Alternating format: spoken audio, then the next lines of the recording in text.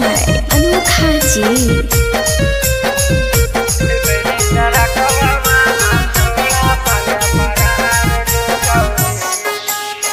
छप गेलौ माया काबार में छौली छप गेलौ माया काबार में छौली बेटा रखवा वाला छौला संग फरार गे छौली बेटा रखवा वाला छौला संग फरार गे छौली अगे डीजे बजलिए खूब नचलिए साथ गे छौली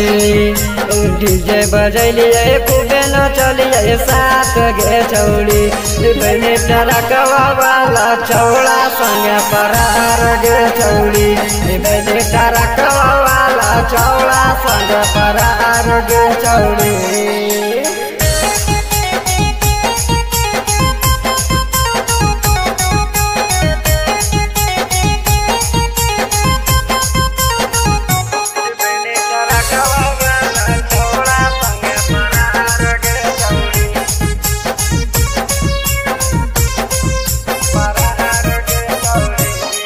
आगे तोरे गाँव में आई लालो सेट में देले हलोगे मोबाइल के टिकट में आगे तोरे गाँव में आई लालो सेट में देले हलोगे मोबाइल के टिकट में आगे चलो हो चर्चा तोरे पूरा बाजार गे छौड़ी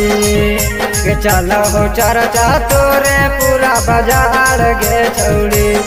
बेटा रखवा वाला छौड़ा संग फरार गे छौड़ी बेटा रखवा वाला छौड़ा संग फरार गे छौड़ी।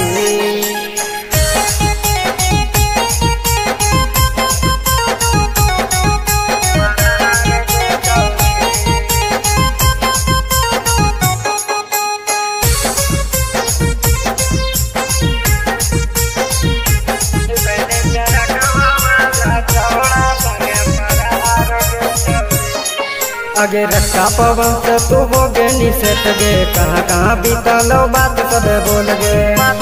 आगे छोड़ी बोल आगे रखा पवन से तू हो गे निसेट गे कहाँ कहाँ बीतलो बात सब बोल गे आगे भूल गे ने कृष्णा के सब बात गे छौड़ी भूल गे ने कृष्णा के सब बात गे छौड़ी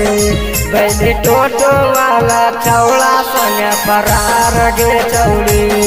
बैली टोटो वाला छौड़ा संग फरार गे छौड़ी फरार गे छौड़ी।